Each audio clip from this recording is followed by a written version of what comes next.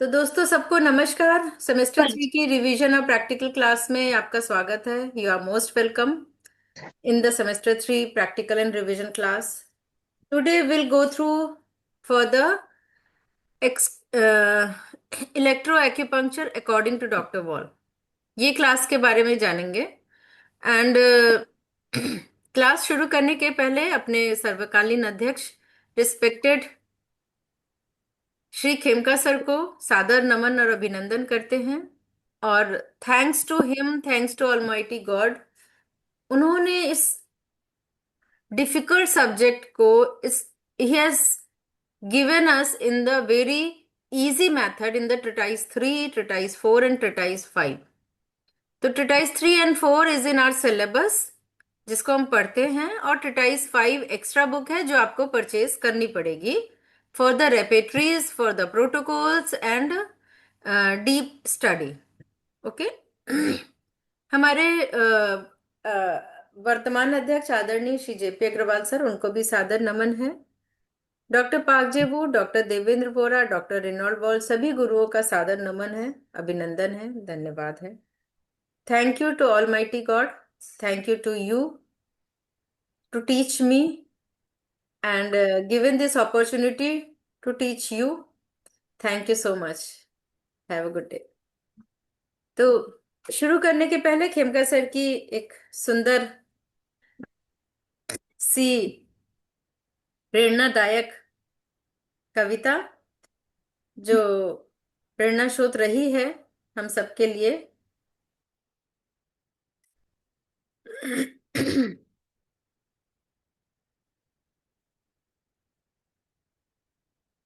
सुनने और बोलने का अनुपात कितना होना चाहिए?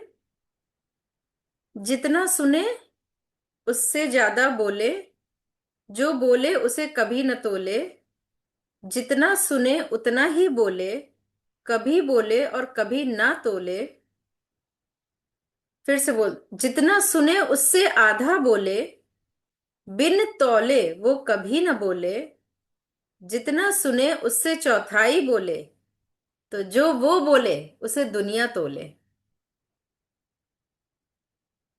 तो इन सोचिए 8 लाइंस में उन्होंने क्या कह दिया। जो जितना कम बोलता है उतना ज्यादा लोग उसके बारे में क्यूरियस होते हैं जानने के लिए। और जो बोले तोल के बोले, इतनी उचित मात्रा में बोले कि लोगों के दिमाग में वो घर कर जाए क्या बोल रहा है ना।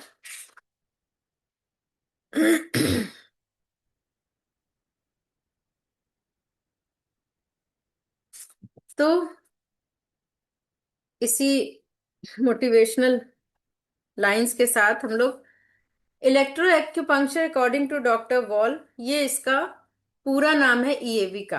आपके एग्जाम पेपर में आएगा what is the full form of EAV, और इसके 4 ऑप्शंस होंगे। तो आपका सही ऑप्शन क्या है? Electro acupuncture according to doctor Voll. अब मैं क्वेश्चन पूछूंगी और आप आंसर देंगे।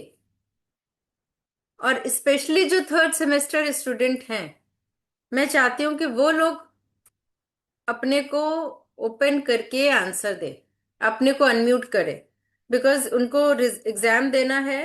And they should be clear in their mind कि क्या है ईएवी, है ना, क्या डिफरेंस है ईएवी में और टीसीएम में, क्या डिफरेंस है।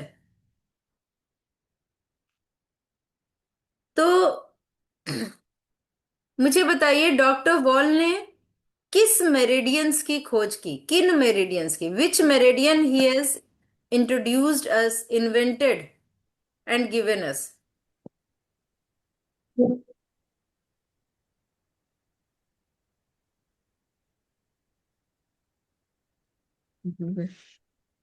Ma'am tissue meridians. Yes, very good, tissue meridians की खोज की। Second question is how many tissue meridians he has invented? 8+1, 8 tissue meridian +1 eye orbit meridian.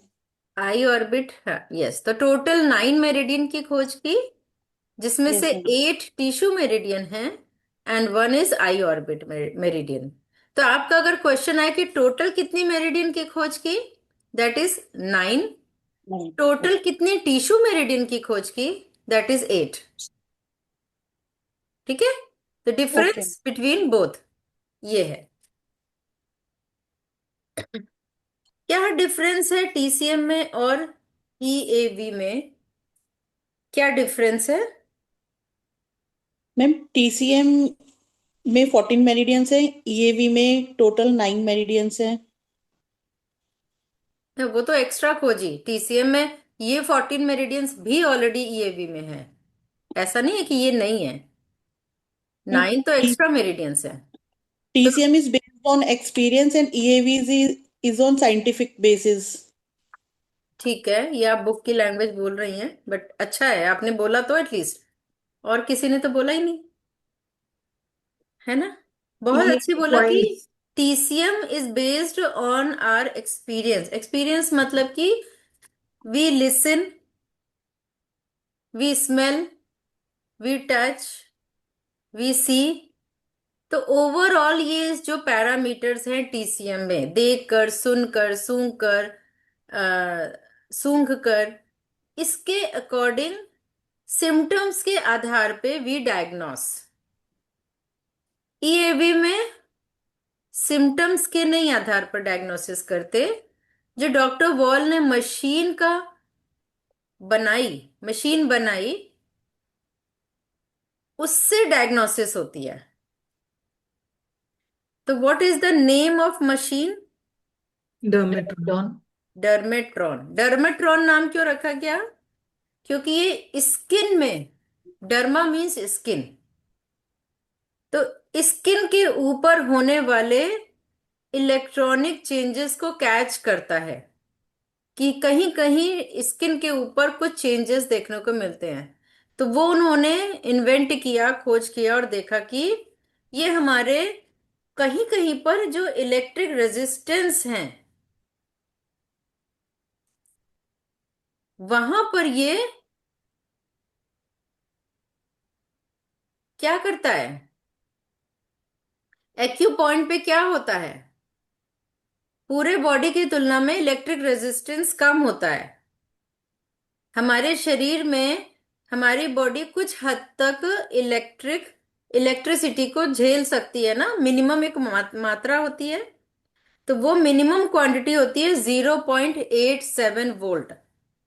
अगर हमारे बॉडी में 0.87 वोल्ट तक का करंट डाला जाए तो हमारी बॉडी फील नहीं करेगी उसको। क्यों? क्योंकि हमारी बॉडी में ऑलरेडी इलेक्ट्रोमैग्नेटिक वेव्स जा रही हैं, नर्वस सिस्टम के थ्रू फ्लो कर रही है, इम्पल्स फ्लो कर रही है ना। तो इतना 0.87 वोल्ट का जो इलेक्ट्रिसिटी है वो फील नहीं होती, उसके ऊपर जाएगी तो फील होगी। तो हमारे शरीर का इलेक्ट्रिसिटी रेजिस्टेंस पावर कितनी है? 0.87 वोल्ट। 0.87 वोल्ट। ठीक है। और ये जो मशीन है, ये मशीन कितना वोल्टेज को नाप सकती है? 135 मिली वोल्ट से लेकर, 135 मिली वोल्ट का मतलब है 0.13 या 0.14, से लेकर 2070 मिली वोल्ट तक का करंट, वोल्टेज को नाप सकती है ये जो मशीन है। तो हमारा एवरेज हमने देखा, हमारा एवरेज शरीर का इलेक्ट्रिक रेजिस्टेंस यानी एवरेज वोल्टेज हमारे शरीर का 0.87 वोल्ट है। तो उसको राउंड फिगर में डॉक्टर वॉल ने कह दिया 900 मिली वोल्ट। 900 मतलब 0.9 वोल्ट या 900 मिली वोल्ट, कैसे भी आप कह सकते हैं। ठीक है, 1 वोल्ट के अंदर कितने 100 मिली वोल्ट हो सकते हैं। ठीक है, तो आपका 900 मिली वोल्ट हो गया। तो जब 900 तक का जो वोल्ट है, उसमें जो मशीन है उसमें एक डायल बना हुआ है, जिसमें आपको जैसे घड़ी, इलेक्ट्रिक घड़ी होती है तो उसमें नंबर्स दिखते हैं ना, तो ऐसे ही एक स्क्रीन सी बनी हुई है जिसमें अगर 50 मार्क तक आ रहा है, इसका मतलब ये 50 का मतलब 900 मिली वोल्ट है, 50 के नीचे मतलब कम है उससे। जब ये 50 के ऊपर का वोल्ट दिखाएगा, 51, 52, तो वो हमें फील होगा बॉडी में। रोगी के शरीर में बहने वाला करंट, जो ये वोल्टेज रेंज में 5.5 से लेकर 11.25 माइक्रो एम्पियर तक हो सकता है। ये करंट इतना कम होता है कि इस करंट का पता भी नहीं चलता, और जब ईएवी से डायग्नोसिस करते हैं और ट्रीटमेंट करते हैं तो उसका रोगी को पता नहीं चलता। तो जो ये मशीन है डर्माट्रॉन, इसमें पेशेंट को फील नहीं होता। मशीन लगाई और उस पे जो मार्क आया उससे डायग्नोसिस होती है, जो नंबर लिख के आया, पेशेंट को फील नहीं होता है। ठीक है। तो 50 यूनिट का मतलब होता है 0.87 वोल्ट का रेजिस्टेंस का शरीर प्रतिकार कर रहा है। अच्छा, एक्यूपॉइंट का रेजिस्टेंस कम होता है ना, हम लोगों ने बात की एक्यूपॉइंट का रेजिस्टेंस 0.87 से कम होता है। तो अगर 50 है तो फील होगा, शरीर बताएगा, पेशेंट हाथ हटा लेगा, क्योंकि उसका रेजिस्टेंस कम होता है। दिस इज द वे ये मशीन से पता चलता है कि ये एक्यू पॉइंट है। जिस जगह का करंट 0.87 से कम हो वो हमारा एक्यू पॉइंट है। But unfortunately this machine is very very expensive. It is made in Germany और वो इंडिया में अवेलेबल नहीं है।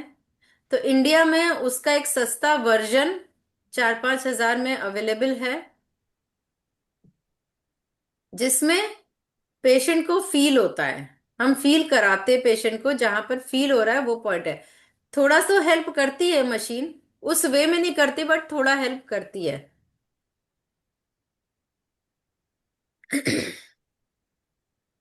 तो ये इसका एक मोटा मोटी हमें समझने की बात थी।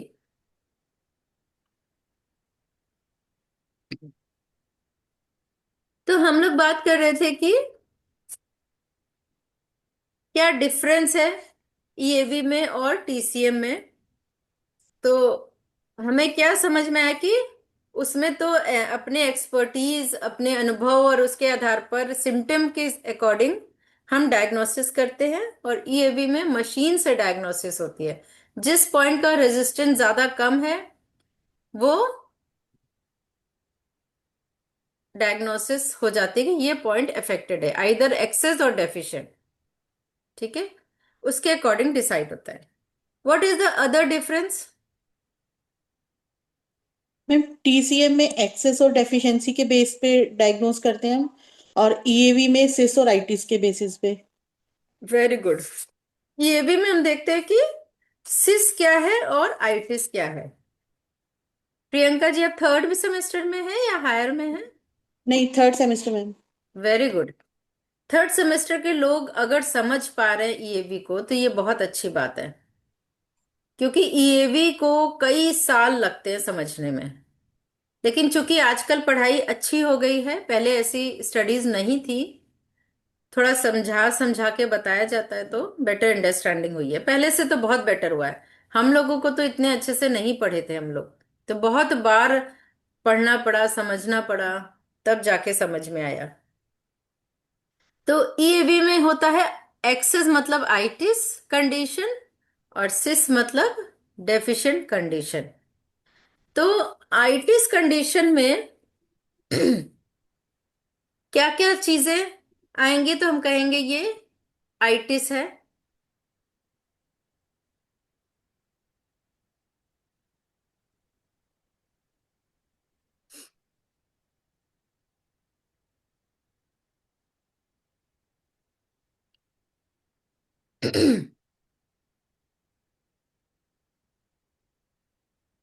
क्या चीजें आएंगी जो आइटिस का, जिसे हम पहचान पाएंगे कि दिस इज आइटिस?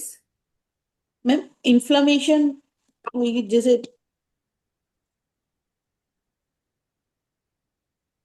इन्फ्लेमेशन तो उसका एक नाम है, we called it inflammation. Ma'am example पूछो आप। डिजीज के। आइटिस में सिम्टम क्या होते हैं, मैं ये पूछ रही हूँ। मैम मीन्स रेडनेस रहेगी, पेन रहेगा, स्वेलिंग। स्वेलिंग रहेगी, गरम रहेगा, और हाँ, पेन, एसिडिक रहेगा, hot, acidic. Redness, acidic, acidic मतलब हॉट आ गया ना। ओके। एडिमा,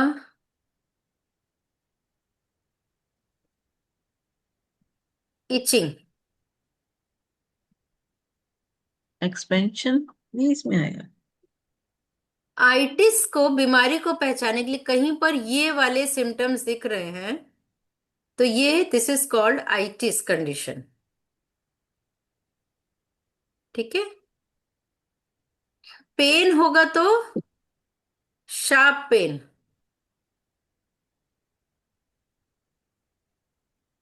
ठीक है। और सिस में क्या होगा?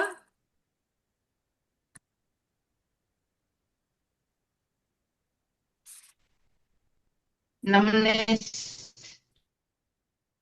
कोल्ड, गांठ बन जाना, कोल्ड, ठंडा, स्टेटिस, रुकावट हो जाएगी, कोल्ड, स्टेटिस, डल रुकावट, पेन,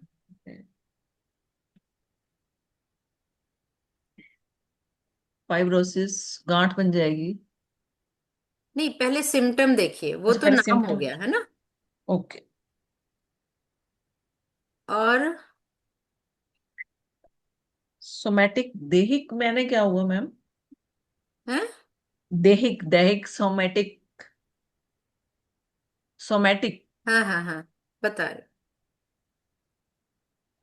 और सिस में क्या होगा? नोड्यूल्स। नोड्यूल्स मतलब कॉन्ट्रैक्शन होता है। एडिमा नहीं होगा, इचिंग नहीं होगी, नोड्यूल होगा, डल पेन रहेगा, नमनेस होती है। ये सारे सिम्टम में सिस कंडीशन पता चलती है। आइटिस की, अगर आइटिस में जाएं तो बीमारी के क्या क्या लक्षण होंगे? किसको हम आइटिस बीमारियों में लेंगे? मेनिंजाइटिस, टॉन्सिलाइटिस, बहुत बढ़िया, meningitis, tonsillitis, appendicitis, sinusitis, hepatitis. Appendicitis, colitis. Very good, colitis, colitis hepatitis. है, हेपेटाइटिस,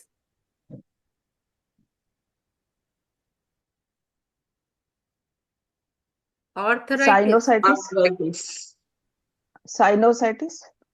हाँ लिख दिया।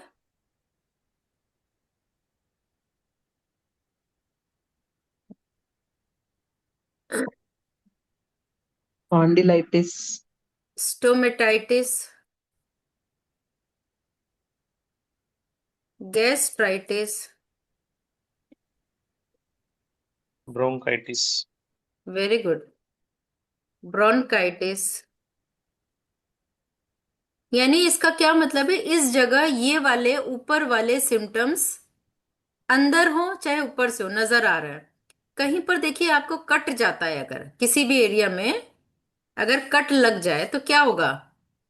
वहां पर तुरंत से गर्मी हो जाएगी, रेडनेस हो जाएगी, आपका स्वेलिंग आ जाएगी, खून बहने लगेगा। खून नहीं बहने के लिए वहां पर कोगुलेशन होने लगता है, ब्लड जमने लगता है, जिससे खून बहना रुक जाता है। लेकिन वहां पर बहुत ज्यादा pain, shooting pain, sharp pain होता है, रेड हो जाता है, होता है ना। तो ये एडिमा है, अरे ये आइटिस है। तो आप क्या करते हो? कहते हैं ना आइस लगाओ, ठंडी सिकाई करो,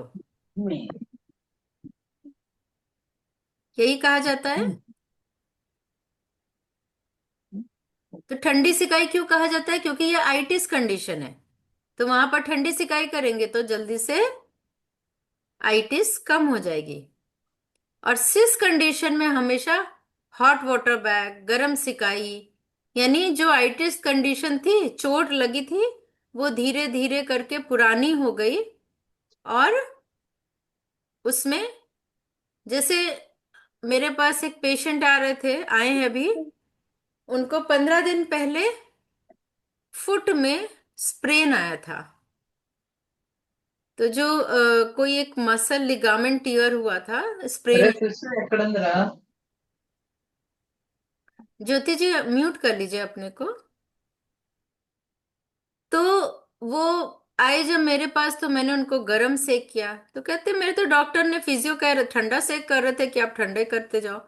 मैंने कहा आपको 15 डेज हो गए हैं, there was swelling but itching नहीं थी, गरम नहीं था, क्योंकि पुराना हो गया था।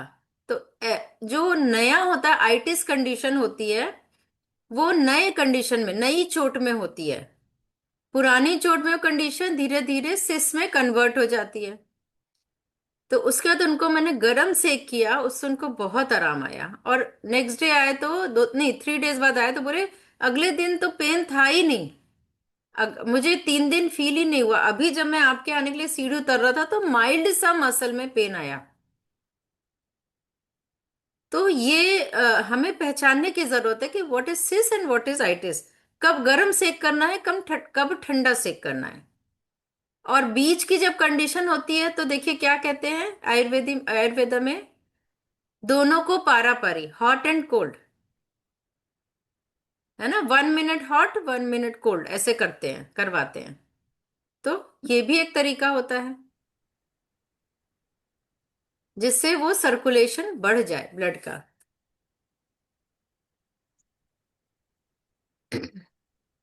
तो मेनिंजाइटिस कहाँ की इन्फ्लेमेशन है? Inflammation of the, mind, Mind. नहीं, माइंड और ब्रेन में ब्रेन डिफरेंस है, देखिए। Brain. ब्रेन में है, ब्रेन की जो मेनिंजेस होती है। मेनिंजाइटिस ब्रेन की होते हैं तीन ना। यस। तो जो कवरिंग होती है, प्रोटेक्टिव लेयर, उसकी, उसको मेनिंजेस कहते हैं। उसमें इन्फ्लेमेशन आ जाए तो दैट इज कॉल्ड मेनिंजाइटिस। और जब मेनिंजाइटिस होता है तो फीवर आता है, बहुत भयंकर हेडेक होता है। ऐसा हेडेक पेन किलर से भी नहीं जाता। तो patient rush to the doctor. Tonsillitis सबको पता है, टॉन्सिल्स बढ़ जाते हैं, इन्फ्लेम्ड हो जाते हैं, टॉन्सिलाइटिस।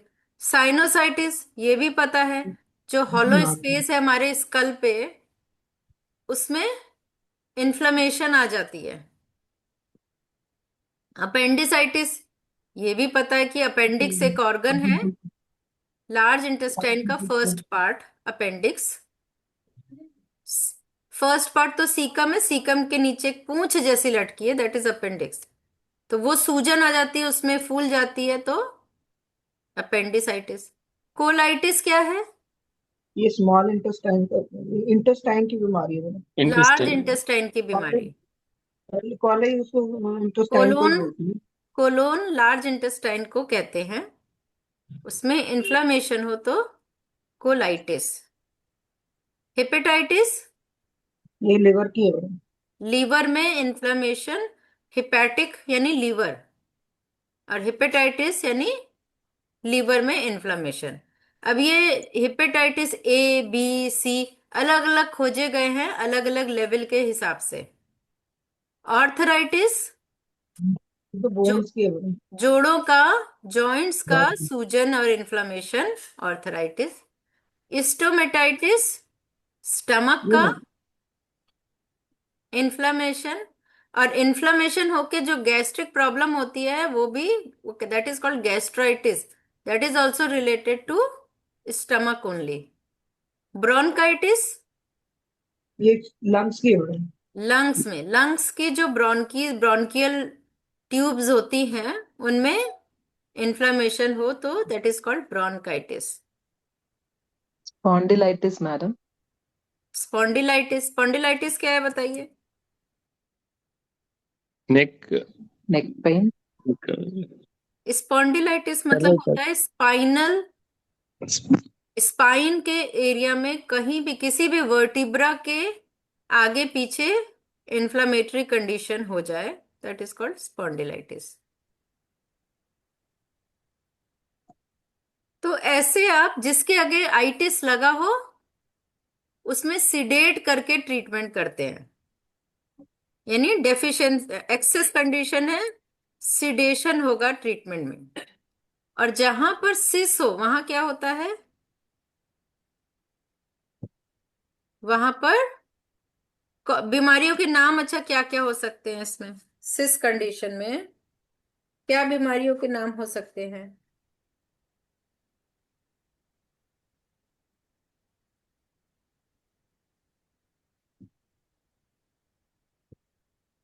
अरे क्या हो गया, सिस नाम से कोई बीमारी समझ में आ रही है? Paralysis, madam. Paralysis. Yes, very good. Psoriasis. Paralysis यानी आपके हाथों पैरों की मसल काम ही ना करें, दैट इज पैरालिसिस। सोरियासिस यानी आपकी स्किन की कंडीशन, स्किन में सिस कंडीशन हो गई, रंग बदरंग हो गया स्किन का। और ये विंटर में और बढ़ जाती है सोरियासिस। स्पॉन्डिलोसिस। स्पॉन्डिलोसिस, जब स्पॉन्डिलाइटिस पहले होता है और ये डीजनरेशन बढ़ जाता है, नर्व कंप्रेस हो जाती है, दैट इज कॉल्ड स्पॉन्डिलोसिस। तो शुरुआती कंडीशन में आइटिस होता है, बाद में स्पॉन्डिलोसिस हो जाता है। और नेक्रोसिस, Crosses. नेक्रोसिस का क्या मतलब है? Scoliosis. टिश्यूज का डेड हो जाना। जैसे हिप जॉइंट में, हिप जॉइंट का जो बॉल एंड सॉकेट जॉइंट है, तो सॉकेट के जो टिश्यूज है वहां वो उनको पोषण ब्लड सप्लाई नहीं मिलती, तो धीरे धीरे वो डेड होने लगते हैं। तो नेक्रोसिस जहां भी होगी वो हिस्सा सड़ने लगता है, डेड होने लगता है, dead cells, that is necrosis. Psychosis, madam. Psychosis. साइकोसिस तो ब्रेन की प्रॉब्लम है। Ma'am ma'am tuberculosis. Lordosis, lordosis हाँ, लॉर्डोसिस कहाँ की प्रॉब्लम है? सर मैम रीढ़ लंबर, की, मैम स्पाइन की, लंबर एरिया। स्पाइन की। स्पाइन की प्रॉब्लम को लॉर्डोसिस, यानी जो कर्वेचर है हमारे स्पाइन का वो डिजेनरेट होके मिस अलाइंड हो जाता है, दैट इज लॉर्डोसिस। तो अलग अलग, मोटा मोटी ये अब समझ में आ रहा है ना, सिस कंडीशन मतलब नेफ्राइटिस। डीजेनरेशन, धीरे धीरे पुराना हो गया, ठीक है। और मेलिग्नेंट हो गया, जैसे कोई ट्यूमर है, ट्यूमर बना, ट्यूमर क्या हुआ, धीरे धीरे मेटास्टेसिस हो गई, स्टेसिस, स्टेसिस हुई, फिर मेटास्टेसिस हो गई, मेटास्टेसिस हो गई। तो ये स्टेसिस कंडीशन है, यानी इसके बाद मेलिग्नेंसी हो जाती है, मेलिग्नेंट हो गया यानी कैंसर।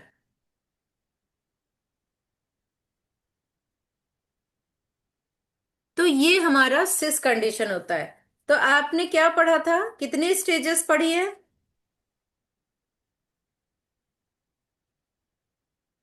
कितनी स्टेजेस पढ़ी?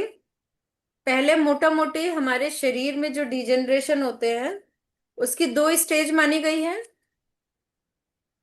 ह्यूमरल और ह्यूमोरल। ह्यूमरल स्टेज यानी आपके किस में चेंजेस आते हैं, ओनली सिम्टम में, कोई डीप लेवल पे ऑर्गन में चेंजेस नहीं आते हैं, सिर्फ थोड़े थोड़े हमारे बॉडी में सिम्टम्स में चेंजेस आएंगे, कहीं पर कट फट गया, कहीं पर अंदर तोड़फोड़ चल रही है बॉडी में, ह्यूमरल चेंजेस। तो ह्यूमरल इफेक्ट और ह्यूमोरल इफेक्ट। इसमें क्या होता है? फोकल डिस्टरबेंस होता है।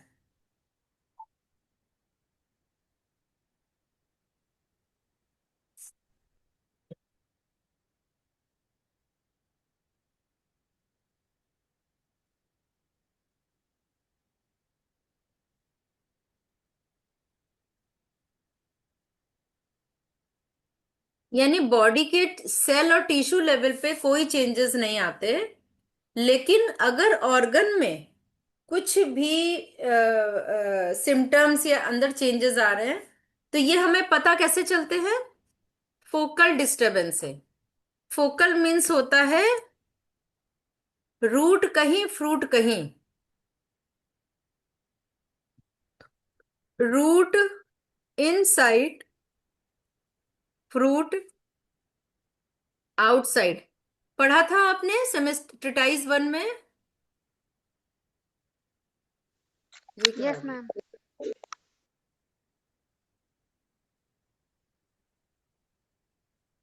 फर्स्ट पॉइंट लास्ट पॉइंट में नहीं, रूट इनसाइड फ्रूट आउटसाइड, ये आपने पढ़ा था सेटेटाइज 1 में। यानी रूट कहीं फ्रूट कहीं, यानी जो हमें सिम्टम बाहर दिख रहे हैं दैट इज फ्रूट, और जो इंटरनल प्रॉब्लम हो रही है दैट इज रूट। ये आपने पढ़ा था। इसमें ईएवी में मोर इलैबोरेटेड वे में आप इसको समझते हैं कि what are the focal disturbance. यानी आपको अंदर कोई प्रॉब्लम है, वो आपको कहाँ कहाँ बाहर नजर आती है। तो फोकल ऑफ डिस्टरबेंस यानी इसको शॉर्ट में कहते हैं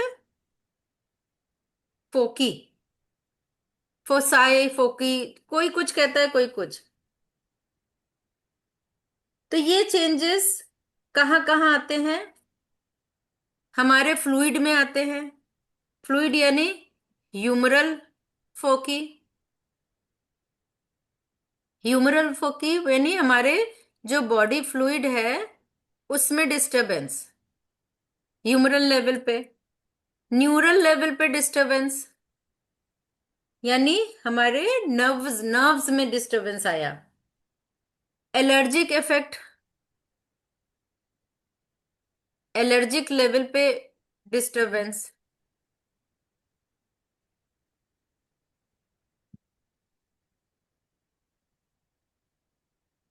इसके अलावा मिक्स्ड डिस्टरबेंस भी होते हैं, यानी ह्यूमरल भी है, न्यूरल भी है, एलर्जिक भी है। तो ह्यूमरल की अगर हम बात करें, ह्यूमरल डिस्टरबेंस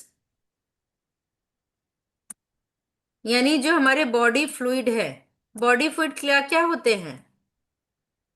ब्लड होता है, तो इसको कहते Yes, हैं ma'am. वेस्क्यूलर। ब्लड लेवल पे आता है ना, तो वेस्क्यूलर यानी ब्लड वेसल में डिस्टरबेंस, ब्लड वेसल में कोई इरिटेशन होना, तो ये वेस्कुलर डिस्टरबेंस में आता है। Lymphatic disturbance, lymphatic disturbance, lymph vessel एक सिस्टम है हमारी बॉडी में, लिम्फेटिक सिस्टम होता है। तो लिम्फ वेसल और ग्लैंड्स, इनमें चेंजेस आते रहते हैं। और इंडोक्राइनल डिस्टरबेंस, जो हार्मोन निकलते हैं हमारी बॉडी में, ये भी तो हमारे बॉडी फ्लूइड में आते हैं ना। तो ये भी इंडोक्राइनल डिस्टरबेंस, तो इंडोक्राइन लेवल पे जो डिस्टरबेंस आते हैं वो उसमें आते हैं। तो ह्यूमरल, ह्यूमरल हो गया, ह्यूमरल में ये सब आ गए। न्यूरल में क्या आएगा? न्यूरल में आपको हैंड और फुट में इरिटेशंस मिलेंगी। जो ये सेकंड वाला है ना न्यूरल, यहां पर हम लोगों ने ये लिखा है फोकी के आगे। तो न्यूरल डिस्टरबेंस हाथों और पैरों में मिलेगा, और वन साइडेड मिलेगा। तो इसको आप वर्टिकल या वर्टिकल इरिटेशन भी कह सकते, नहीं राइट हैंड राइट पैर में ही आपको दिक्कत हो रही है, लेफ्ट साइड कुछ नहीं है, किसी को लेफ्ट साइड ही होता है, तो ये वर्टिकली चलता है। तो न्यूरल कैसा चलता है? वर्टिकली।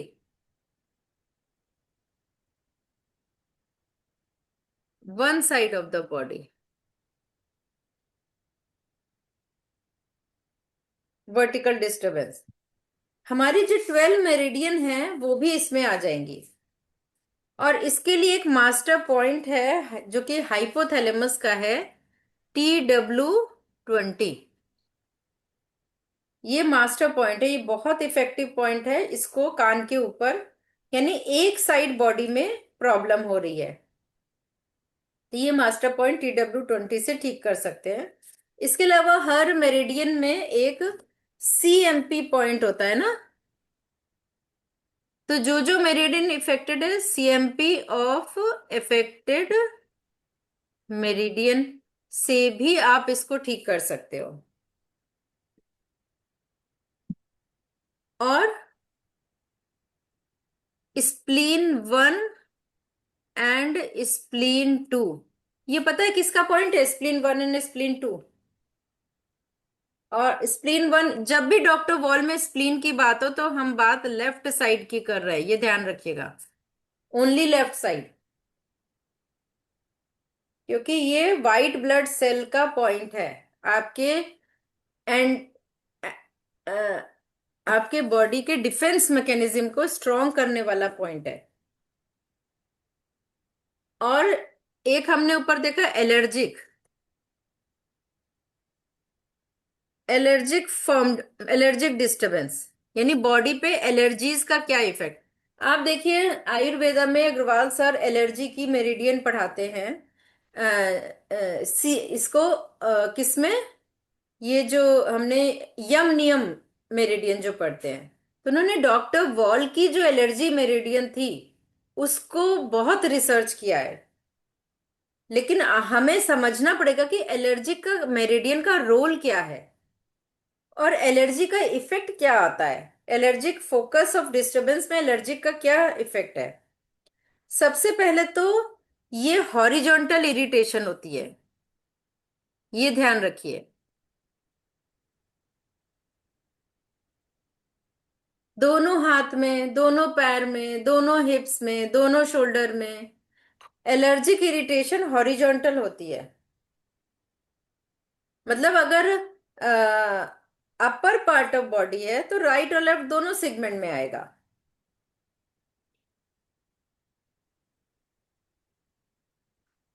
ठीक है। एलर्जी का आपने एलर्जी मेरिडियन पढ़ी होगी, उसमें बहुत उसमें कॉजेस दिखाए गए हैं। जैसे जो लोग दांत में फिलिंग कराते हैं, पहले सिल्वर एमेल्गम जो फिल कराते हैं उससे आई एलर्जी। बहुत सारे आप प्रोडक्ट्स यूज करते हैं केमिकल, जिसमें केमिकल्स होते हैं, उससे आई एलर्जी। हेयर डाई यूज करते हैं, उससे एलर्जी की इरिटेशन होती है। खाने पीने में एलर्जेंस होते हैं। मेडिसिनल एनर्जी एलर्जी बहुत वे में, हमारे एनवायरनमेंट में बहुत सारे माइक्रोब्स होते हैं। तो किस भी वजह से एलर्जी आई है, एलर्जन हमारे शरीर में आते रहते हैं, जिसका अगर एलर्जिक इफेक्ट, हमारी बॉडी लड़ती है, उससे घबराने की जरूरत नहीं है ना। एलर्जी से बॉडी फाइट करती है, मगर some time it is not able to fight. तो ये इरिटेशन बॉडी के दोनों साइड आएगा, पैरा बाइलेटरल आएगा। तो इसमें हमें क्या करना है, अगर अपर है तो अपर के CMP पॉइंट, जितने मेरिडियन है उनके CMP पॉइंट लेते हैं। अपर है तो अपर के, लोअर है तो फुट के CMP पॉइंट लेते हैं। डेंटल फोकी है, डेंटल डिस्टरबेंस है तो दांत के लेते हैं। और एक है मिक्स्ड, मिक्स्ड में तीनों का मिला जुला प्रभाव आता है। उसमें वेस्कुलर भी आता है, न्यूरल भी आता है और एलर्जिक भी दिखाई देता है। ठीक है। तो ये हमने एक मोटा मोटी बात करी। आपने लेकिन ये सब पढ़ा नहीं है। आपने क्या पढ़ा है? आपने रिस्ट्रिक्टेड फील्ड पढ़े हैं। ट्रिटाइज 3 में रिस्ट्रिक्टेड फील्ड ऑफ डिस्टरबेंस पढ़ा है। ये क्या होते हैं, कहाँ कहाँ फोकल डिस्टरबेंस आपको नजर आता है, किस किस एरिया में? तो टीथ, पढ़ा था टीथ में, साइनस में,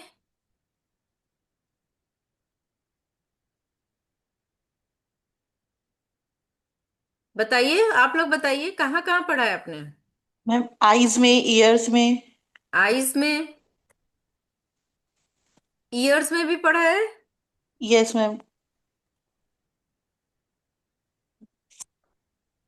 टॉन्सिल्स, वेरी, ईसोफेगस। टॉन्सिल्स, क्योंकि आपके क्वेश्चन आएगा कि which is not the focus of disturbance, और चार ऑप्शन होंगे, तो इसके लिए आपको पता होना चाहिए कि what is the focus of disturbance पता है तो मेरे पेपर कट दिए। है। वो पेज ਜਿਹੜੇ 13 ਰਹਿ ਗਏ ਸੀ ਉਹ ਵੀ ਕੱਢ ਲਏ। ਨਹੀਂ 13 पेज ਉੱਪਰ ਮੈਂ ਤੁਹਾਨੂੰ ਇੱਕ ਵਾਰੀ प्रभजीत जी ਦੁਬਾਰਾ प्लीज। ਭੇਜ ਦਿੰਦਾ। हाँ चलिए, teeth, tonsils, sinus, eyes, oesophagus, और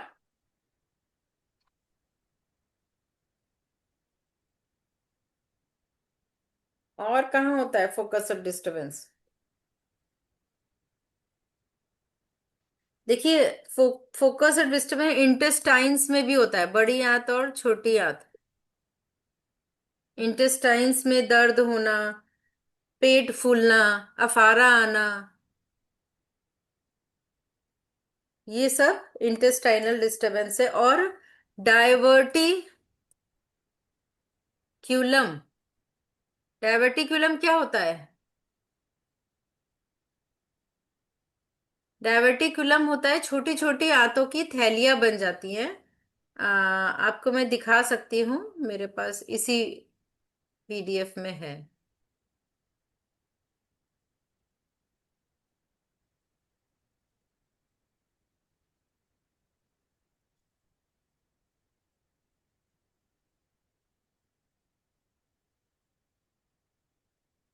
मैं चेक कर रही हूँ, डायवर्टिकुलम की फोटो पिक्चर आपको दिखा सकूं।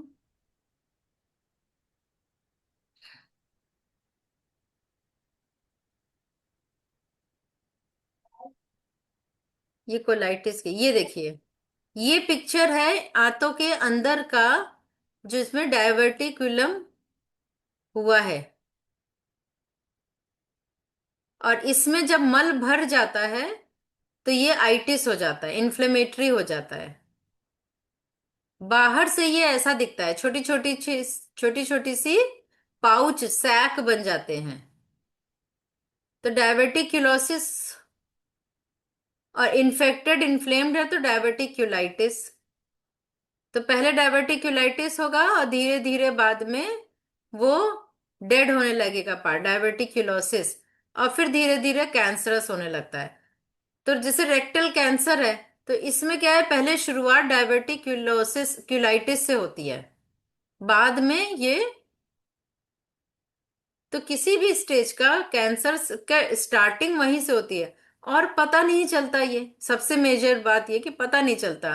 थोड़ा पेट दर्द हुआ, थोड़ा सा अजीब सा मरोड़ हुआ, आपने मेडिसिन ले ली, है ना, डॉक्टर क्या देते हैं, मेडिसिन देते हैं। बार बार हुआ, फीवर आया, तो एंटीबायोटिक्स खा ली, लेकिन ये जाता नहीं है एंटीबायोटिक्स से ना, सिम्टम्स चले जाते हैं, बीमारी नहीं जाती।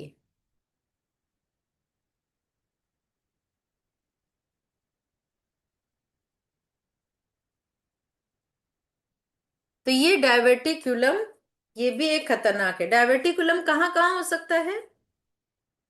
डायवर्टिकुलम स्टमक में हो सकता है, स्मॉल इंटेस्टाइन में हो सकता है, लार्ज इंटेस्टाइन में हो सकता है, इसोफिगस में हो सकता है। समझ गए कहाँ कहाँ हो सकता है? बोलिए। Large intestine, small intestine. Esophagus. esophagus हाँ, Stomach. और लार्ज स्टमक। यस। इसके अलावा और क्या है focus of disturbance? Genito urinary,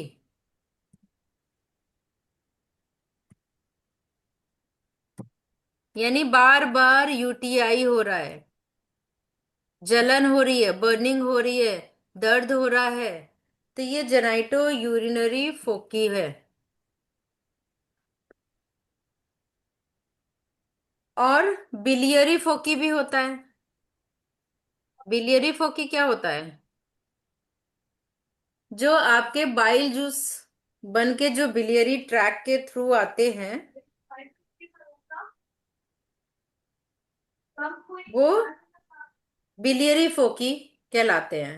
तो उसमें आपको लिवर गॉलब्लेडर के एरिया में चेंजेस आते हैं जो पता नहीं चलते। बिलियरी फोकी जल्दी से पता नहीं चलती, कई बार स्टोन बन जाता है तब पता चलता है। और एक और है, दैट इज कॉल्ड स्कार फोकी। ये आपको जानना बहुत जरूरी है। क्यों? क्योंकि कोई भी सर्जरी जब होती है, सर्जिकल ऑपरेशन के बाद, चोट लग के घाव हो जाने के बाद, जैसे या तो सर्जिकल ऑपरेशन के बाद सूचर्स लगते हैं कि नहीं? आप लोग सब हैं कि नहीं है? Yes ma'am. हाँ हाँ। तो यस सूचर्स मैम। लगते हैं, तो सूचर्स के निशान बनते हैं। इसके अलावा चोट लग के घाव हो गया, या फोड़े फुंसी हुए, वो ठीक होने के बाद कोई भी आर्टरीज या वेन्स में कोई रुकावट आ गई। इसके अलावा जैसे ब्रेन में कोई इन्फाक्शन हुआ, और ब्रेन में इन्फाक्शन होने के बाद क्या हुआ, स्किन पर और अंदर ऑर्गन में थोड़े थोड़े छोटे छोटे पॉलिप्स, मांस के अंकुर बन जाते हैं, स्कार बन जाते हैं। एक मिनट होल्ड करिए, मैं क्लास ले रही हूँ, अभी कॉल करती हूँ। ठीक है, मांस अंकुर बन जाते हैं और स्कार बन जाते हैं, स्कार टिश्यू इंटरनल बन जाते हैं। तो पहले क्या है, ग्रैन्युल्स के रूप में, दाने के रूप में छोटे छोटे होते हैं शुरुआत में, और धीरे धीरे छोटे छोटे ग्रैन्युल्स मिलकर स्कार बन जाते हैं, और बाद में ये फाइब्रॉइड का रूप ले लेते हैं, गांठों का रूप ले लेते हैं।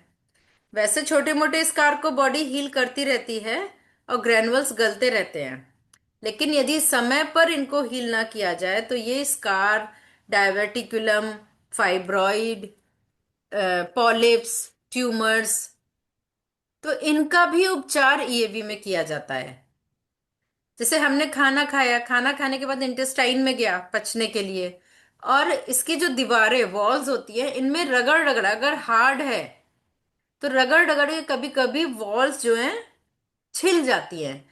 जैसे मान लीजिए कोई आपके आपके स्किन के ऊपर कोई, एक मिनट, स्किन के ऊपर कुछ आपके रगड़ खा गया तो स्किन छिल जाती है ना, छिलती है कि नहीं?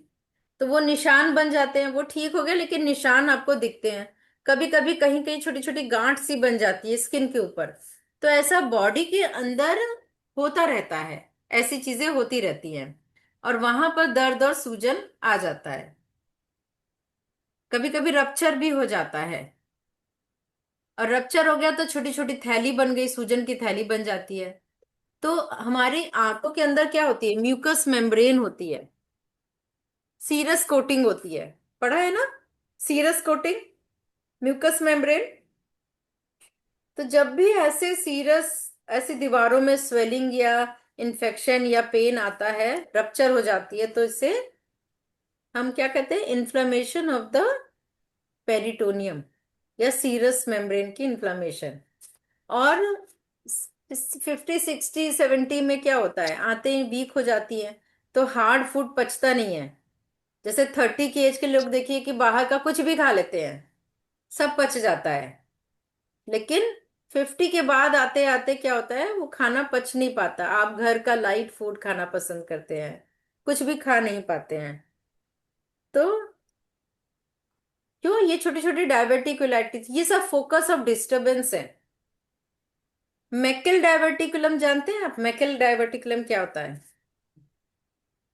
मैकल नहीं। डायवर्टिकुलम दिखाती हूँ आपको।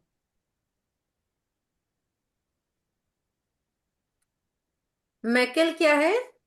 मै छोटी आंत के अंतिम भाग में एक थैली बन जाती है, स्मॉल इंटेस्टाइन का जहां पर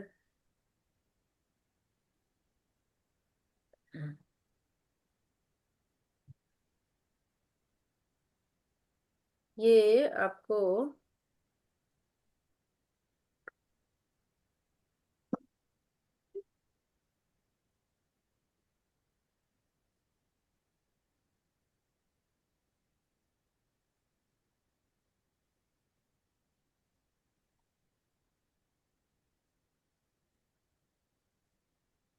ये पियर्स पैचेस है, सीलियक प्लेक्सस है, पियर्स पैचेस है, पेटर्स papilla, momentum, mesentery. Actually Maikal जो है एक साइंटिस्ट थे, उनके नाम पे ये है। स्मॉल इंटेस्टाइन का जो लास्ट पार्ट है जिसे इलियम कहते हैं, तो इलियम में ना एक ब्लाइंड ट्यूब होती है 5 to 8 सेंटीमीटर की, ये ब्लाइंड ट्यूब हो जाती है। तो यहाँ पर अगर बन जाए तो इसको ये आप देखिए इलियम, आपको 3 पार्ट दिख रहे हैं स्मॉल इंटेस्टाइन के। Yes sir. ये ड्यूडेनम पर्पलिश कलर में, जेजुनम पिंक कलर में, और इलियम ब्राउनिश ग्रे कलर में दिख रहा है ना। तो ये जो ग्रे कलर का जो अंतिम भाग है यहाँ पर 5 to 8 सेंटीमीटर का, इसको मैके यहाँ पर अगर हो जाए दैट इज कॉल्ड मैकेल्स डायवर्टिकुलम। ठीक है, तो हर एरिया का डॉक्टर वॉल ने पॉइंट दिया हुआ है। और चूंकि ये किस साइड है, अगर लेफ्ट साइड है तो खाली लेफ्ट एरिया का ही पॉइंट देते हैं, राइट साइड है तो राइट एरिया का देंगे। और ड्यूडेनल डायवर्टिकुलम क्या होता है, ड्यूडेनम में कोई थैली बन जाए, ठीक है, ड्यूडेनम में थैली बन जाए तो उसे ड्यूडेनल कहते हैं।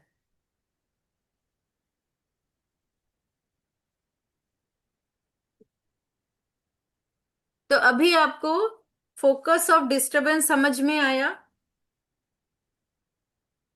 मान लीजिए कि घुटने की सर्जरी हुई, ठीक है, घुटने की सर्जरी के ऊपर जो नी के ऊपर स्टिचेस लगाए जाते हैं, यहां से यहां तक स्टिचेस आ गए और वो हील हो गया, 3 महीने हो गए, 6 महीने हो गए, लेकिन ये जो स्कार टिश्यू डेवलप हो गया अंदर, जिसकी वजह से ये वाला हिस्सा चीसिंग चीसिंग सा पेन पेन करता रहता है ये वाले हिस्से में।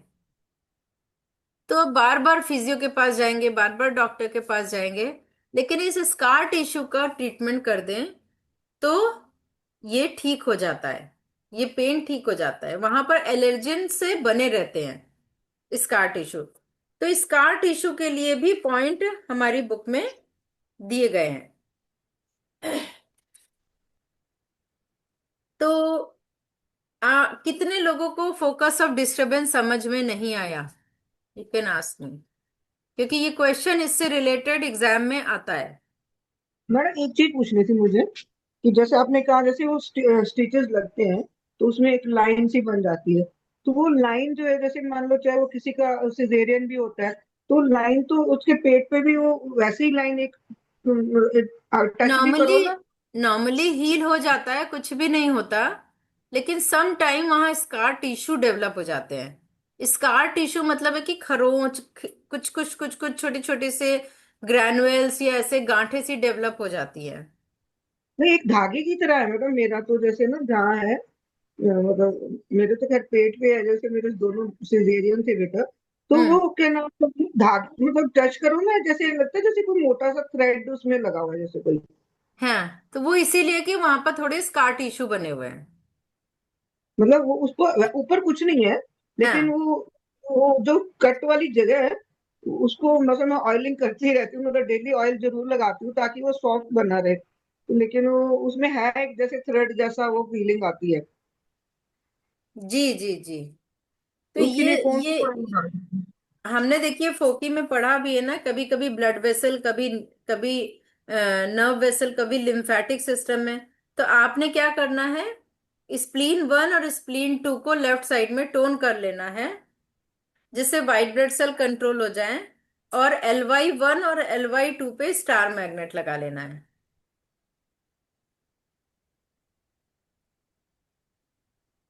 और वेस्कुलर डिस्टरबेंस के लिए CI9, CI मतलब है पेरिकार्डियम, जिसको डॉक्टर वॉल ने सर्कुलेशन मेरिडियन कहा है। तो CI9 पॉइंट पे भी आपने एक मेथी दाना लगा लेना है, क्योंकि ये नेल के पास है, तो ये स्टार मैग्नेट चुभेगा, प्रिक करेगा, तो पेरिकार्डियम CI9 या पेरिकार्डियम 9 पे आपने स्टार मेथी दाना अप्लाई कर लेना है। तो मोस्ट प्रोबेबली इससे ठीक हो जाना चाहिए आपका। और थैंक अगर यू मैम। न्यूरल इफेक्ट है TW20, आप चेक कर लीजिए। अगर इससे ना ठीक हो तो आपको फुट के जितने CMP हैं वो सारे CMP पे स्टार मैग्नेट लगा लीजिए, फुट के, पाँव के। वैसे भी डेफिशिएंट तो जैसे यूबी भी डेफिशिएंट हो गया, किडनी भी डेफिशिएंट हो गई है इस एज में आके। तो ये अब मतलब अगर मैं, मेरे को SP4 भी आए तो जो राइट साइड पे मैं SP4 जो PN4 जो से बोल सकते हैं, यहाँ तो कई बार नहीं लगाती हूँ ना स्टार क्लस्टर मैग्नेट, तो मुझे पेन आनी शुरू हो जाती है। वो इसीलिए कि फोकस ऑफ डिस्टरबेंस दिखा रहा है वो। और किडनी 1 पे भी मैं स्टार मैग्नेट लगा के रखती हूँ, ओरिजिनल पे मतलब क्लासिकल पे तो लगाती हूँ आप मैं अब सारे। जड़ का इलाज कर लीजिए, तो ये आपको तंग नहीं करेगा। क्योंकि ठीक है, मेरे अंदर तो जो तो लिखाए मेरे हैं अब आप वो लगा के देखिए। Thank you.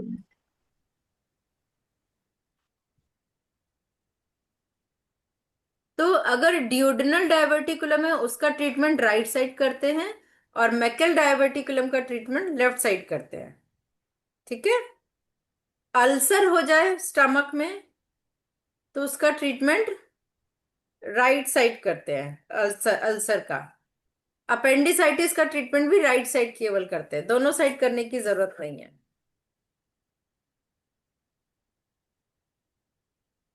तो अभी हम लोग यहां से हमारी जर्नी शुरू हुई थी कि what is the difference between TCM and EAV। तो TCM और EAV में जो डिफरेंस है उसमें हमने देखा कि डायग्नोसिस पैटर्न में डिफरेंस है, डायग्नोसिस करने के तरीके में डिफरेंस है। अब और क्या डिफरेंस है TCM और EAV में? TCM में पॉइंट्स जो होते हैं उनको एनर्जी के नाम पे होते हैं, जैसे wind, heat, humidity, dryness, coldness, ये सारे पॉइंट के नेम होते हैं। जो EAV में पॉइंट के name CMP point, SMP point, SCP point यानी सीरस कोटिंग पॉइंट, और कौन सा पॉइंट है? नर्व का एक पॉइंट होता है,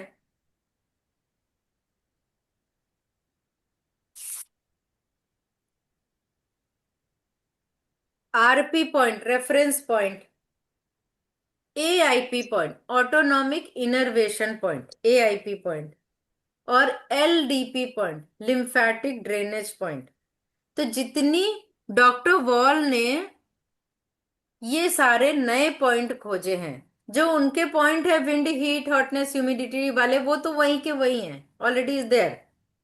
बट डॉक्टर वॉल ने उनके बीच में नए पॉइंट खोजे जिनको नाम ये दिया। यानी जितनी 12 मेरिडियन है ना बाइलेटरल, उन सारी की सारी 12 मेरिडियन में उन्होंने CMP पॉइंट खोजा, SMP पॉइंट खोजा, SCP पॉइंट खोजा, AIP पॉइंट खोजा, LDP पॉइंट खोजा। उन सारी 12 मेरिडियन पे उन्होंने ये इन्वेंशन करी है, तो नए पॉइंट की खोज करी। जो हमारी पहले से पॉइंट थे उसमें और पॉइंट्स ऐड कर दिए, तो पॉइंट्स की संख्या ज्यादा हो गई अब। इसमें घबराने की जरूरत नहीं है, मुझे भी आज तक याद नहीं है कि टोटल कितनी संख्या है। इसको याद नहीं करना है, इसको हमें ट्रीटमेंट पॉइंट ऑफ व्यू से करना है कि आपको ये पता होना चाहिए कि उसमें संख्या ज्यादा है। और जो पॉइंट है डॉक्टर वॉल के, वो नीचे से ऊपर की ओर स्टार्ट होते हैं। यानी सबसे नीचे point number 1, for the middle area point number 2, और हेड एरिया के लिए पॉइंट नंबर 3। इस तरीके से डॉक्टर वॉल ने दिए हैं। पॉइंट नंबर 1 और 2 के बीच में CMP पॉइंट होगा, SMP पॉइंट होगा, SCP पॉइंट होगा, समझ गए? तो कुछ पॉइंट को रीडिफाइन किया और कुछ नए पॉइंट की खोज करी। जिस दूसरा ईएबी और टीसीएम में फर्क क्या है कि ईएवी में जो पॉइंट रीडिफाइन किए गए वो हमारे डायरेक्ट ऑर्गन के पॉइंट है, ऑर्गन के पर्टिकुलर एरिया के पॉइंट है। जैसे आयुर्वेद में आपको याद है हर एरिया, हर ऑर्गन को 10 पार्ट्स में डिवाइड किया गया, सेमेस्टर 3 और 4 में पढ़ते हैं आप कि हर ऑर्गन को 10 पार्ट्स में, हर पार्ट की एक एक मेरिडियन हो गई। सिमिलरली डॉक्टर बॉल ने ये जो पॉइंट खोजे वो ऑर्गन के हर पार्ट के पॉइंट है। लार्ज इंटेस्टाइन के जो असेंडिंग कोलोन है उसका पॉइंट अलग है, ट्रांसवर्स कोलोन का पॉइंट लार्ज इंटेस्टाइन की मेरिडियन में अलग है, फिर वो जो फ्लेक्सर है उसका पॉइंट अलग है, डिसेंडिंग कोलोन का पॉइंट अलग है, सिग्मोइड कोलोन का पॉइंट अलग है। यानी डॉक्टर बॉल ने पॉइंट को रीडिफाइन किया। सेम पॉइंट वही थे मगर उन्होंने उसमें और थोड़ी थोड़ी कहीं कहीं पर लोकेशन भी चेंज किया, कहीं कहीं पर, जैसे स्टमक की मेरिडियन में। और लंग्स की मेरिडियन तो पूरी की पूरी चेंज कर दी। सेमेस्टर 2 तक आप पढ़ते हैं लंग्स की मेरिडियन यहां पर आके फिनिश होती है। डॉक्टर वॉल ने बोला नहीं, लंग्स की मेरिडियन आती तो है यहाँ पर, LU9 तक तो सेम है, लेकिन LU10 और 11 यहाँ के बजाय अंदर से होके अंदर की तरफ फिनिश होती है, बाहर नहीं होती। तो लंग्स की मेरिडियन के 10 और 11 पॉइंट की लोकेशन चेंज कर दी एंड उसके बीच में यहां पर न्यू पॉइंट्स खोजे। और ये जो आउटसाइड थी वहां पर उन्होंने बोला ये दिस इज लिम्फ मेरिडियन, ये लिम्फ की मेरिडियन है। और लिम्फ क्या है? लिम्फेटिक सिस्टम, बॉडी में कोई भी कट फट खरोच गांठें टूट फूट हो रही है, खासकर हमारे सेंस ऑर्गन में, तो लिम्फ की मेरिडियन यूज करते हैं। और डॉक्टर वॉल ने एक और मेरिडियन बोला, डीप लिम्फ बोला, यानी हमारे इंटरनल ऑर्गन में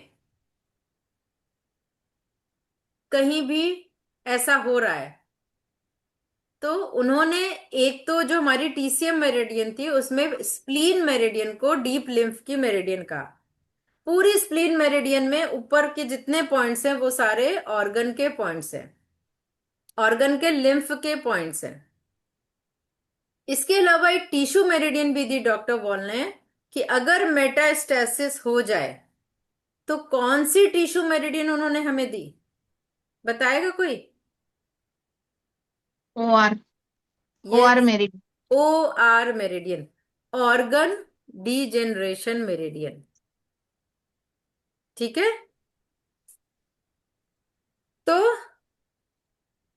अभी ये डिफरेंस समझ में आ गया सबको? Yes ma'am. yes yes ma'am. पहले डाउट था या नहीं था, या आता था?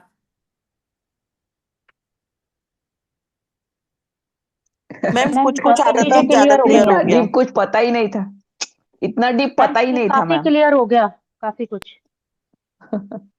चलिए, क्लियर हुआ तो बहुत अच्छी बात है, कुछ नया मिला तो अच्छी बात है, नहीं मिला बहुत बहुत बढ़िया। नहीं नहीं मैम, बहुत अच्छा लगा मैं ट्राई और करूंगी समझ कि। में आ गया। तो हमने इसमें देखा कि डीजेनरेशन की बीमारी की स्टेजेस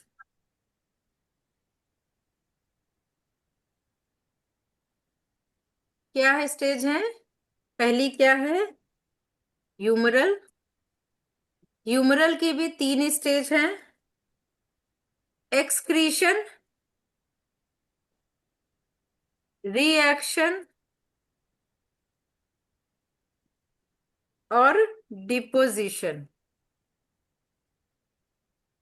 यानी बीमारी जब आई तो पहले एक्सक्रीटरी अवस्था में एक्सक्रीशन होता है ना, निकाल देते हैं बीमार, उसको एक्सक्रीट कर देना चाहिए, टॉक्सिन्स को निकाल देना। टॉक्सिन्स ना निकले बॉडी में तो उसके अगेंस्ट रिएक्शन होते हैं।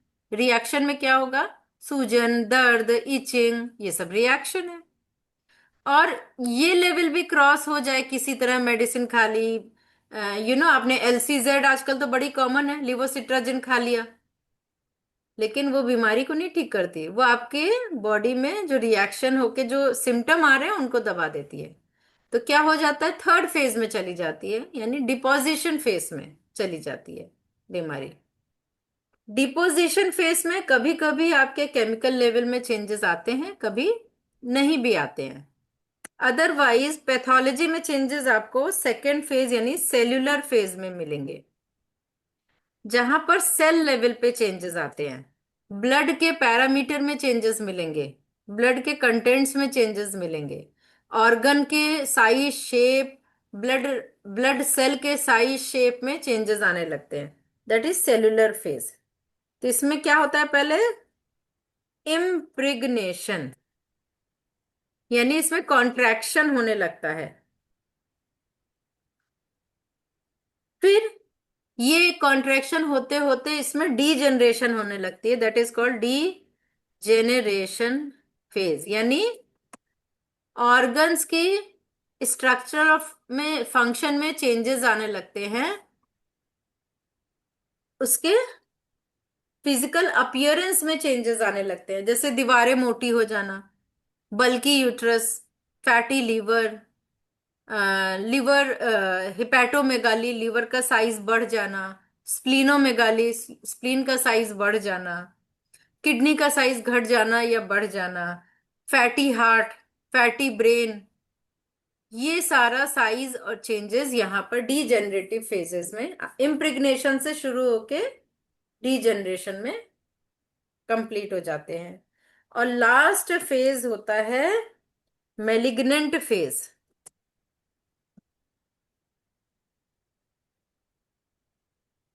कि आपकी डीजेनरेशन फेज में बीमारी ठीक नहीं हुई और ये मेलिग्नेंट हो गया, यानी मेटास्टेसिस हो गई।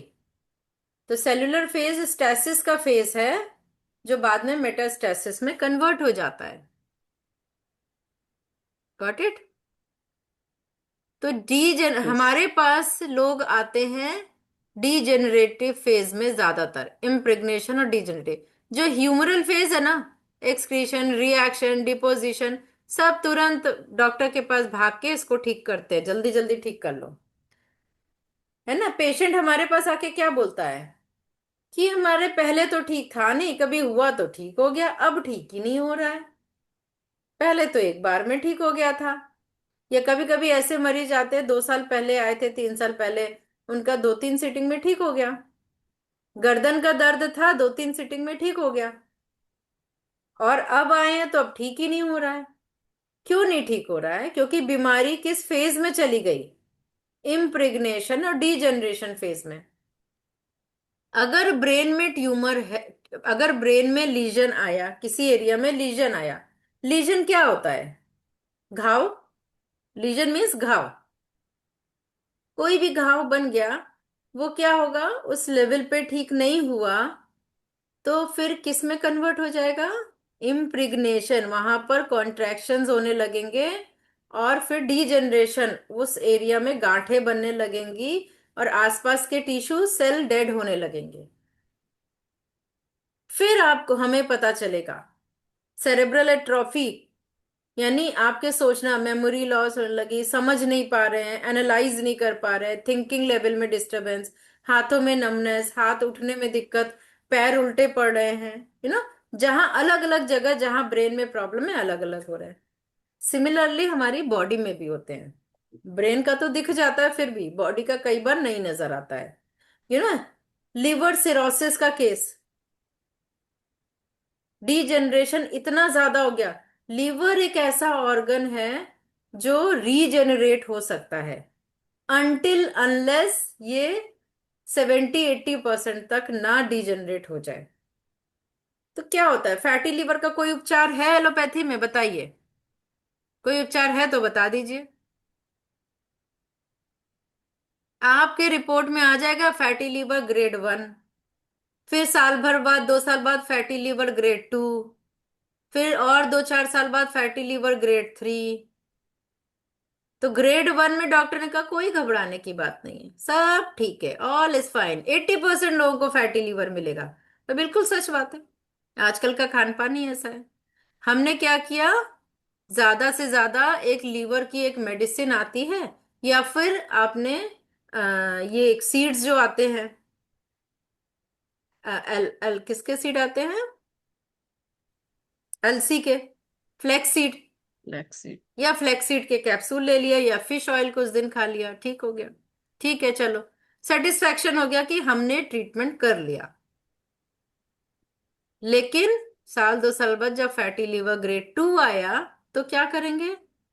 डॉक्टर के पास जाएंगे, देयर इज नो ट्रीटमेंट, सिर्फ डाइटरी चेंजेस करेगा, डाइटिशियन के पास भेज देगा, और एक आध एलोपैथी की जो लीवर की मेडिसिन है वो देख के आपको डाइटिशियन के पास भेज देगा। आप शुरू में महीना 2 महीना करेंगे, फिर आप यूज टू हो जाएंगे, वैसे ही खान पान चलता रहेगा। कितने देर घास फूस खाएंगे? और फिर साल 2 साल बाद फैटी लीवर ग्रेड 3। अब आपका चकराया दिमाग, अब हम भागते हैं इधर उधर, कहां पर? होम्योपैथी, आयुर्वेदा, और कोई भूला भटका एक्यूप्रेशर में भी आ जाता है। फैटी लिवर के लिए स्पेशली कोई नहीं आता।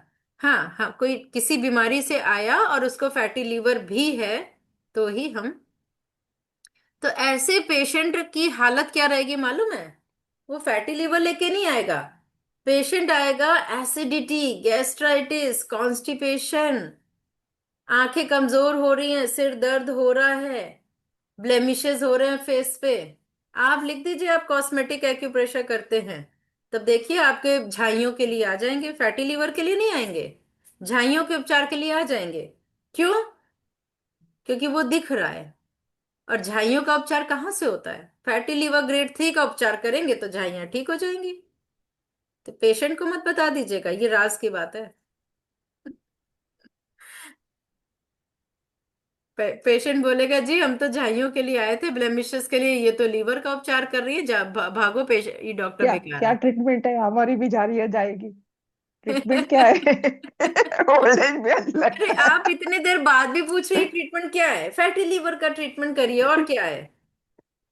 क्या खूब देना है लेकिन? खूब बता बता के इस बुक में, बुक तो खोलिए, किस मेरिडियन में अच्छा। दिया गया है फैटी लीवर का उपचार? Fatty liver, fatty heart, fatty brain, किसी एक मेरिडियन में दिया गया है? आपके टिश्यू मेरिडियन में? Ma'am ma'am fat organ degeneration. Yes, very good. Organ fat degeneration meridian में fatty liver, fatty heart, fatty brain का प्रोटोकॉल दिया गया है। और ओके। नहीं तो ट्रिटाइज 5 ले लीजिए, उसमें पूरे प्रोटोकॉल दिए गए हैं, सारे प्रोटोकॉल। ठीक है। और कड़ी गांठें हो यस। जाए तो फाइब्रॉइड मेरिडियन, और एलर्जी मेरिडियन मत भूलिए। आपको मैं बताऊं, रूमेटाइड ऑर्थराइटिस का पेशेंट सिर्फ 2 मेरिडियन पे, रूमेटाइड ऑर्थराइटिस अगर डायग्नोस नहीं हुई है, अब आप कहेंगे हम कैसे डायग्नोस करेंगे? क्यों नहीं कर सकते हैं? आपको रूमेटाइड ऑर्थराइटिस में क्या होता है? छोटे छोटे जॉइंट्स में पेन आ जाता है, छोटे छोटे जॉइंट में इन्फ्लेमेशन आ जाती है। तो रूमेटाइड ऑर्थराइटिस में डॉक्टर, फिजिशियन तो डायग्नोस ही नहीं कर सकता, उससे बड़े फिजिशियन तो आप और हम हैं। यानी छोटे छोटे जॉइंट्स में दर्द आया तो आप उनका टेस्ट करा लीजिए, सीआरपी बढ़ा है, या आरए फैक्टर बढ़ा है, या एएनए डिस्टरबेंस है, या कुछ नहीं तो सीबीसी के पैरामीटर गड़बड़ होंगे, आरबीसी हीमोग्लोबिन कम होगा, सीआरपी बढ़ा हो सकता है। तो क्या करें? आपने कुछ नहीं करना है, आपने यहां पर देखिए सीआई मेरिडियन है इस जगह, और इस जगह एडी मेरिडियन है कि नहीं है? इधर सीआई, इधर एडी। आप इसका इन्फ्रेंस निकाल सकते हैं। कैसे इन्फ्रेंस निकाल सकते हैं? सीएम इन, अरे, वाईएनएम में इसको क्या किया, 3 पॉइंट में डिवाइड कर दिया। यहां पर देखिए, यहां पर CI 3 और यहाँ CI 4 है कि नहीं है? तो आप चेक कर लीजिए, CI 3 पे आप नॉर्थ पोल रख के देखिए, पैल्पेशन हो रही है तो टोन कर दीजिए। और और CI 4 पे अगर आपको साउथ पोल से फील हो रहा है तो सिडेशन कर दीजिए। जिस फिंगर पोल से फील हो रहा है वही करना है। नॉर्थ पोल से फील करना है, टोनिफिकेशन की फिंगर है, टोनिफाई करना है। साउथ पोल से फील हो रहा है, सिडेशन की फिंगर है, सिडेशन करना है। नो कंफ्यूजन, ठीक है। और नहीं तो सीआई, सीआई मतलब ब्लड वेसल, कोई भी एलर्जन ब्लड वेसल में तो आता है, सिडेट कर दीजिए। तो मैं यहाँ पर 3 पॉइंट, CI3, 3A और 4 तीनों को सिडेट कर दीजिए। और इधर एडी मेरिडियन के 3 पॉइंट ऐसे पकड़िए, ऐसे पकड़िए 3 पॉइंट अपने, पकड़िए सब कोई। कोई भी मुझे स्क्रीन पे नजर ही नहीं आ रहा है, सबके वीडियो ऑफ है।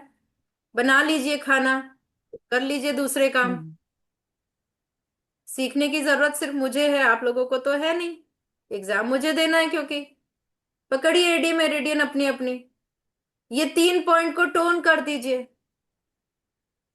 ये टोन करने से आपका LCZ, लिवोसिट्राजिन आपने खा लिया, ये टोन करने से।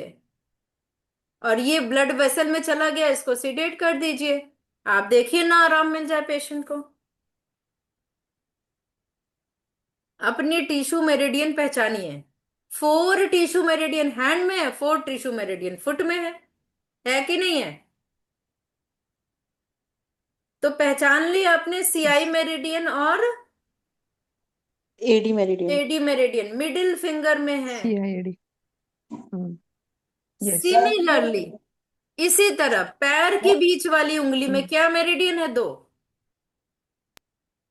Ma'am skin. फाइब्रॉइड और स्किन। यस। पैर की, फुट की मिडिल फिंगर के दोनों साइड पकड़िए, पैर में पकड़िए, हाथ में नहीं। थंब के साइड फाइब्रॉइड डिजेनरेशन, और स्मॉल फिंगर साइड यहीं पर, पैर में, फुट में, यहीं पर स्किन मेरिडियन। तो आपकी गांठें, कुछ भी हो रहा है स्किन में हो रहा है, स्किन में स्कार टिश्यू हो रहे हैं। अभी जो उन्होंने लाइन बताई वो स्किन पे हो रही है। तो हर ऑर्गन की स्किन होती है। हर पेट के जितने ऑर्गन है सबके ऊपर की स्किन का नाम है पेरिटोनियम, पेरिटोनाइटिस। पेरिटोनाइटिस हो गया स्किन की मेरिडियन। जिस ऑर्गन की है उस ऑर्गन का भी लेंगे, और साथ में स्किन मेरिडियन, स्कार टिश्यू है तो। और गांठें हो रही छोटी छोटी, फाइब्रॉइड मेरिडियन। कड़ापन आ रहा है, स्टिफनेस आ रही है, fibroid meridian and skin meridian. और जो जेडी मेरिडियन, जेडी मेरिडियन कहाँ है? इन पैरों की इंडेक्स फिंगर के थंब के साइड जेडी मेरिडियन है, और स्मॉल फिंगर साइड स्टमक की मेरिडियन है। तो आपको अगर रूमेटाइड आर्थराइटिस है तो 3 मेरिडियन मिल गई, JD meridian, CI meridian and AD meridian. Radian. अगर स्कार टिश्यू है तो स्किन की मेरिडियन, फाइब्रॉइड मेरिडियन, और जिस ऑर्गन का है वहां की मेरिडियन। डायवर्टिक्यूलम है, डायवर्टिक्यूलाइटिस है, तो जिस ऑर्गन का है उस ऑर्गन का CMP पॉइंट ले लेंगे। उसमें एक सीरस कोटिंग पॉइंट होता है, SCP पॉइंट ले लेंगे। और स्किन की मेरिडियन, वो स्किन ही तो है। मैंने दिखाया ना पिक्चर आपको, डायवर्टिकुलम की पिक्चर दिखाई, वो यस आपकी मैम। इंटरनल वॉल यानी स्किन, उसी में तो है। तो स्किन की मेरिडियन लेंगे।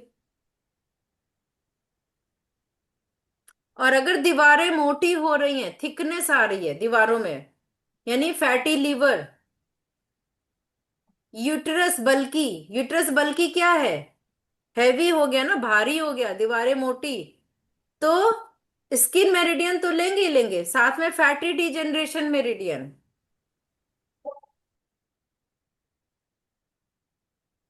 समझ में आ रहा है या जी। सो गए फिर से?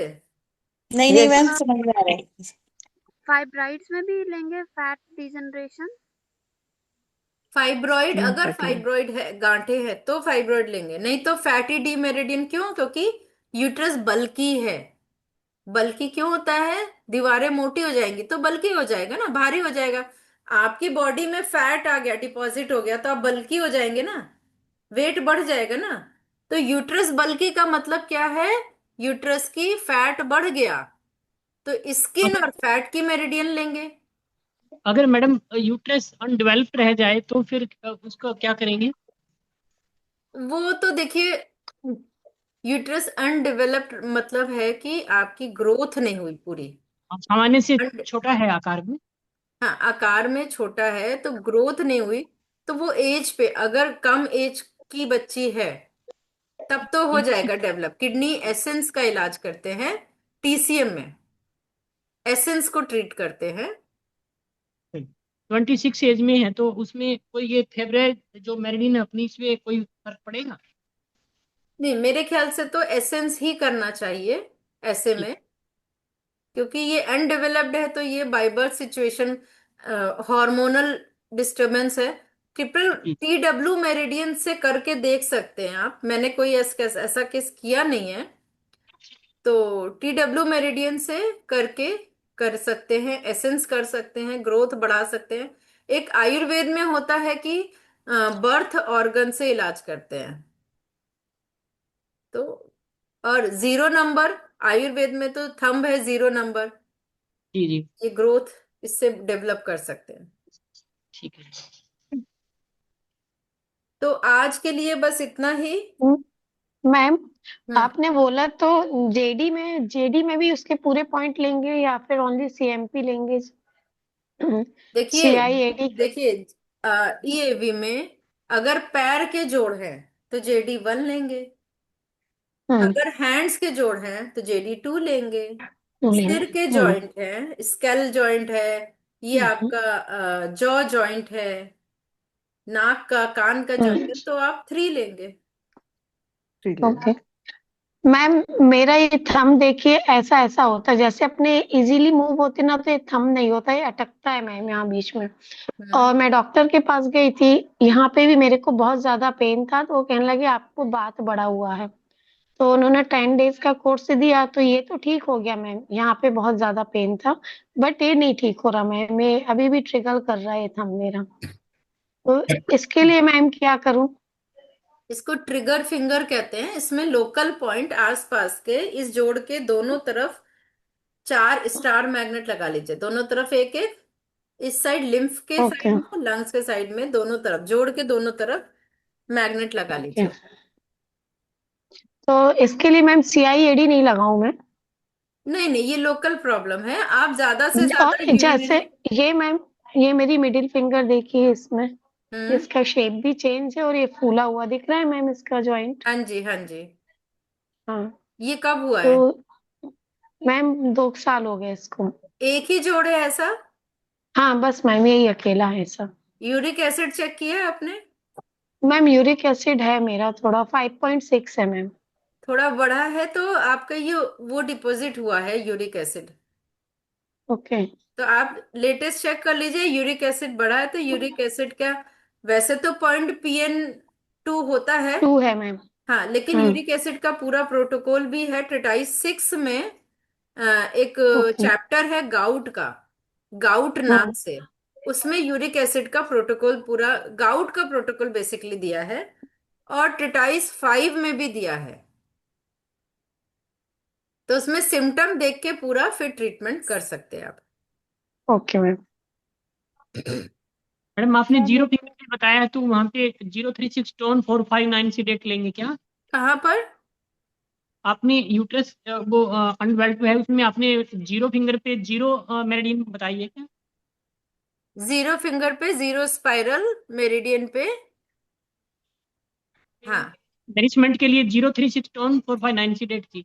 हाँ, ये भी अच्छा पॉइंट है, लेकिन ग्रोथ बढ़ानी है तो 057 टोन। 057 टोन। ग्रोथ बढ़ानी है ना, हाँ जी हाँ थैंक जी। डायरेक्शन यू और मैम। पृथ्वी को टोन कर दीजिए। और इसमें सी डेट क्या होगा? सीडेट हम लोग कुछ नहीं करते हैं, 057 को टोन करते हैं, तीरों को। ठीक है, और तीनों स्पाइरल ले सकते हैं, 0 1 2, तीनों स्पाइरल भी ले सकते हैं। तीनों पे यही 5-7 हाँ जी, 0-5-7 हाँ जी, टोन। यस। ठीक है जी। मैम एक चीज बताएंगे, मेरे ना बहुत पेन हो रहा है ये यहाँ पर ना आईब्रो के साइड में, और ये नाक के लेफ्ट साइड सारा, हाँ हाँ। और सर में भी काफी पेन है, आंख नहीं खुल रही लेफ्ट साइड की ना। हम्म। तो आपने क्या तो लगाया इसके लिए? मैम अभी तो कुछ नहीं लगाया, पड़ी हूँ सुबह से ना, सर में भी दर्द बहुत ज्यादा हो रहा है, ठंड भी लग रही है, जैसे साइनस हो गया ना, साइनस माइग्रेन दोनों साथ में। अभी कुछ लगाया नहीं है। देखिए इन वैसे TW5 टोन राइट में टोन कर लीजिए, GB41 लेफ्ट में सिडेट कर लीजिए, लीवर 2 लीवर 3 दोनों साइड सिडेट कर लीजिए। और चूंकि ये आई यूबी मेरिडियन से स्टार्ट हो रहा है, तो यूबी हाँ जी। 66 और UB67 इन दोनों पे हाँ। प्रेशर देके सिडेट करके ट्रीटमेंट कर सकते हैं। ओके मैम, वॉमिटिंग की भी फीलिंग हो रही है, जैसे नहीं हाँ, ये होता। इतना करके देखिए, ये TW5 और GB41 से नौजिया फीलिंग ठीक हो जाएगी, ओके मैम। और ठीक लीवर है। 2 लीवर 3 सिडेट है ना, तो इससे नौजिया वगैरह चला जाएगा। ठीक है, थैंक यू। तो सबको धन्यवाद, थैंक यू सो मच।